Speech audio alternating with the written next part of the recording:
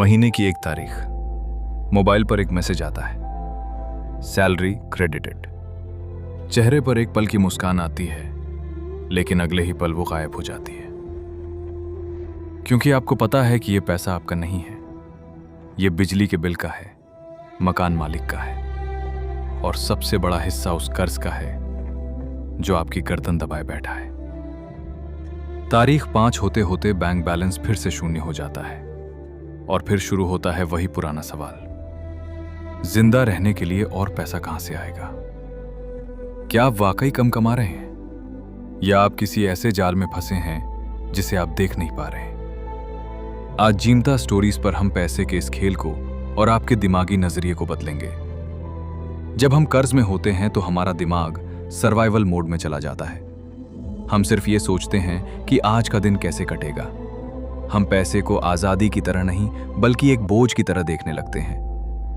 मनोविज्ञान कहता है कि जब आप सिर्फ बिल भरने के लिए कमाते हैं तो आपका दिमाग नए रास्ते खोजना बंद कर देता है।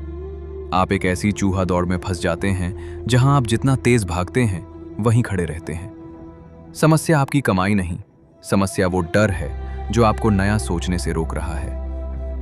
इसे एक मिसाल से समझिए। मान लीजिए आपकी आमदनी एक नल है जिससे पानी गिर रहा है, और आपके खर्चे और कर्ज उस बाल्टी के छेद हैं। ज्यादातर लोग क्या करते हैं, जब बाल्टी खाली होने लगती है तो वे भगवान से दुआ करते हैं कि नल और तेज चले।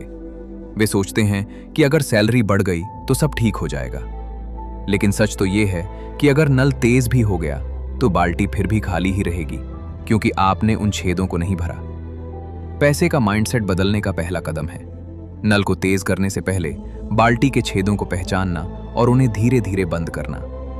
कर्ज को सिर्फ पैसा नहीं, अपनी आजादी का दुश्मन समझिए। अगर आप इस चक्र को तोड़ना चाहते हैं तो आपको पैसे के साथ अपना रिश्ता बदलना होगा। खुद को पहले भुगतान करें, चाहे वो 500 रुपए ही क्यों ना हो। कर्ज चुकाने से पहले अपनी बचत की गुल्लक में डालें। यह आपके दिमाग को संकेत देता है कि आप गुलाम नहीं, मालिक हैं। इनकम के नए स्रोत। जब आप खाली जेब को देखते हैं तो दुखी होने के बजाय खुद से ये पूछें, मैं अपनी स्किल का इस्तेमाल करके एक्स्ट्रा 5,000 रुपए कैसे कमा सकता हूं? जरूरत बनाम चाहत। हर बार कार्ड स्वाइप करने से पहले पूछें, क्या ये मेरी जिंदगी बचाएगा या सिर्फ मेरा मन बहलाएगा? दोस्तों, हो सकता है कि इन खर्चों के अलावा आपकी कुछ अलग प्रॉब्लम्स हों, कुछ अलग मजबूरियां हों, लेकिन सच तो ये है कि अक्सर हम इन खर्चों और परेशानियों के अलावा कुछ और सोचते ही नहीं। हमने अपने दिमाग को इसी सर्वाइवल मोड का आदी बना लिया है। लेकिन याद रखिए, पैसे की तंगी से बाहर निकलने का रास्ता बैंक से नहीं, आपके दिमाग से शुरू होता है। कर्ज चुकाना एक प्रोसेस है, लेकिन अमीर बनना एक सोच है। अपनी सोच बदलिए, आपकी जेब अपने आप भर जाएगी। अगर आप आज से अपनी बाल्टी के छेद बंद करने के लिए तैयार हैं तो कमेंट में लिखिए फाइनेंशियल फ्रीडम। मैं हूं आपका दोस्त विशाल। मिलते हैं अगली कहानी में एक नए नजरिए के साथ।